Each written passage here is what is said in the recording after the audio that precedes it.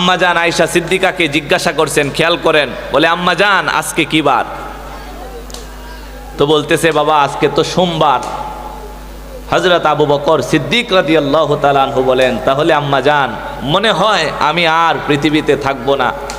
নবীজি সোমবারে ইন্তেকাল করেছেন, আমিও মনে হয় আল্লাহ রব্বুল আলামিনের সাক্ষাতের জন্য আমি রওনা হয়ে যাব। সুবহানাল্লাহ। হযরতে আবু বকর বললেন, ও আয়েশা, আমি যখন ইন্তেকাল করে চলে যাব তুমি শুনে রাখো, তোমার কাছে আমি বলে গেলাম, আমার গায়ের মধ্যে, আমার পরনের মধ্যে দেখো চাদর আছে। ও আয়েশা, আল্লাহর রাসূলকে যখন দাফন করা হয় তখন কয়টা কাপড় দিয়ে নবীকে রওজার মধ্যে শোয়ানো হয়েছিল? আম্মাজান আয়েশা সিদ্দিকা রাদিয়াল্লাহু তাআলা আনহা বলেন, ওগো আব্বাজান, আল্লাহর রাসূলকে 3টা কাপড় দেওয়া হয়েছিল, 3 টুকরা কাপড় দিয়ে রওজার মধ্যে শোয়ানো হয়েছিল। হযরতে আবু বকর বলেন, তাহলে আমার পরনের মধ্যে 1 টুকরা কাপড় আছে, সুতরাং আমার মৃত্যুর পরে তুমি আর 2 টুকরা কাপড় মিলায়া 3 টুকরা কাপড় দিয়া কবরের মধ্যে আমাকে দাফন করে দিও। আম্মাজান হযরতে আয়েশা সিদ্দিকা রাদিয়াল্লাহু তাআলা আনহা জিজ্ঞাসা করলেন, আব্বাজান আপনি তো ইন্তেকাল করলে কবরের মধ্যে আপনাকে 3 টুকরা কাপড় দিয়ে রাখবো। আল্লাহর রাসূলকে 3 টুকরা দিয়ে রাখা হয়েছিল। ও আব্বাজান, আপনি যে বললেন নিজের গায়ের মধ্যে 2 টুকরা চাদর আছে আর 1 টুকরা মিলায়া এরপরে আপনাকে কবরের মধ্যে রাখার জন্য, কেন আপনার জন্য কি নতুন কাপড়ের ব্যবস্থা করব না? হযরতে আবু বকর সিদ্দিক রাদিয়াল্লাহু তাআলা আনহু জবাব দিলেন, আয়েশা রে, মৃত মানুষের চাইতে জীবিত মানুষের জন্য নতুন কাপড়ের প্রয়োজন বেশি। নতুন কাপড়ের প্রয়োজন নাই, আমারে বরংস নবীর পাশে শোয়া দিও, আল্লাহর রাসূলের পাশে শোয়ায়ও। কাপড় যদি গায়ের মধ্যে নতুন নাও হয়, যদি আমার বন্ধুর ছোঁয়া পায়, নবীর রওজার পাশে যদি শুইতে পারি, পুরান কাপড় হইলেও কোনো সমস্যা নাই। যদি আল্লাহ তার বন্ধুর খাতিরে আমার সঙ্গে ভালো আচরণ করে, এটাই আমি আবু বকরের জন্য যথেষ্ট। হযরতে আবু বকর মারা গেলেন। হযরত আবু বকরের ওসিয়ত মতেই বাকি 1 টুকরা নতুন কাপড় মিলিয়ে মোট 3 টুকরা কাপড় দিয়ে কাফনের ব্যবস্থা করা হলো।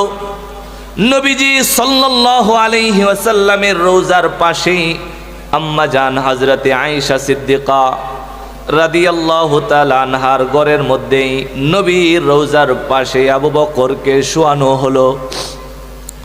এখনো যারা হজ উমরা করার জন্য যায়, মদিনার মধ্যে নবীর রওজায় সালাম পৌঁছানোর জন্য যারা যায়, আপনারা দেখবেন প্রথম রওজার মধ্যে একটা ছিদ্র দেখা যায়, যার উপরে লেখা মুহাম্মাদুর রাসূলুল্লাহ সাল্লাল্লাহু আলাইহি ওয়াসাল্লাম।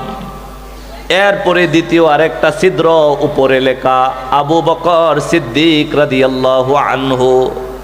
আর একটু পরে আরেকটা ছিদ্র, উপরে লেখা ওমর ইবনুল খাত্তাব রাদিয়াল্লাহু তাআলা আনহু। হযরতে আবু বকরের ইন্তেকালের পরে নবীর পাশে, নবীর রওজার পাশে আবু বকরকে শোয়ানো হয়েছিল।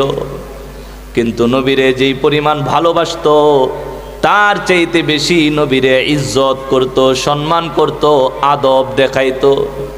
এই কারণে আবু বকর নবীর পাশে শুইছে, কিন্তু সমানে সমানে শুই নাই। আল্লাহর রাসূলের চাইতে একটু পিছনের দিকে তার চেহারাটা রাখা হয়েছে। আল্লাহর রাসূলের মাথা মুবারক যেখানে রাখা হয়েছে, হযরতে আবু বকরের মাথা মুবারকটা আর একটু পিছনে রাখা হয়েছে। কেন? নবীর সমান সমানে শুই নাই, একটু পিছনে শুইছে। কারণ শুধু আবু বকর আল্লাহ নবীকে ভালোবাসতেন না, ভালোবাসার সঙ্গে সঙ্গে যথেষ্ট পরিমাণ ইজ্জত করতে। হযরতে আবু বকর রাদিয়াল্লাহু তাআলা আনহু, সাহাবায়ে কেরাম আজমাইন হালাল পন্থায় মাল উপার্জন করেছেন, সম্পদ কামাই করেছেন, হারাম হলে ছেড়ে দিয়েছেন, প্রয়োজন নাই। কেন? কারণ হাসরের মাঠে আল্লাহ বান্দাকে প্রশ্ন করবে, আন মালিহি মিন আইনা ইকতাসাবাহু ওয়া ফিমা আনফাকাহু, সম্পদ কিভাবে উপার্জন করলা আর কিভাবে খরচ করলা।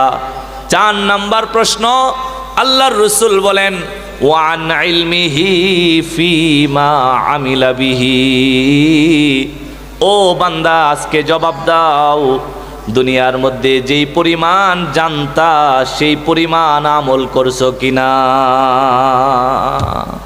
যেমন জানছিলা এই অনুপাতে আমল করছো কিনা, আজকে জবাব দাও। এই যে আপনারা আজকে যারা ওয়াজ শোনার জন্য আসছে, আমার পরে তো আরো আলোচক বয়ান করবেন। হ্যাঁ, এই আলোচনার এই যে মাহফিলের শুরু থেকে নিয়ে আলোচনা হচ্ছে আপনারা অনেক কিছু জানছেন না। আমি যে দীর্ঘ 1 ঘন্টা বয়ান করলাম, এই 1 ঘন্টায় আপনারা কি জানলেন? হাসরের মাঠে আল্লাহ কয়টা প্রশ্ন করবে? 4টা। সব মানুষের কয়টা প্রশ্ন? 4টা। 1 নাম্বার প্রশ্ন, জিন্দিগি কিভাবে কাটায়। 2 নাম্বার, শরীরের শক্তি কোন জায়গায় খরচ করল। 3 নাম্বার, সম্পদ কিভাবে কামাই করল আর কিভাবে খরচ করল।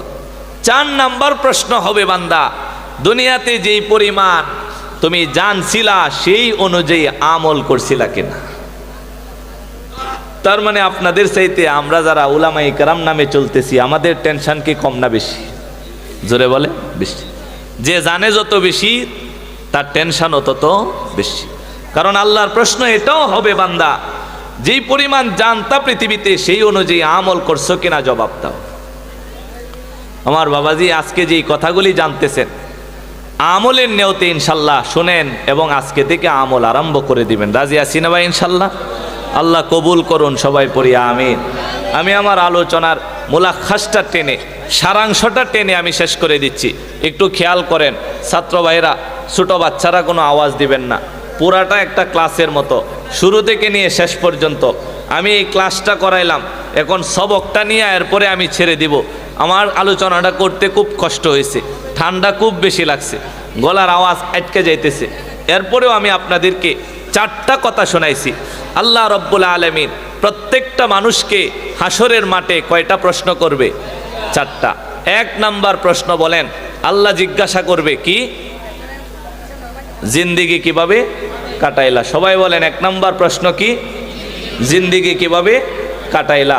60, 70, 80, 90 বছরের জীবন কিভাবে কাটাইলা, আল্লাহর সামনে আমার আপনার জবাব দিতে হবে।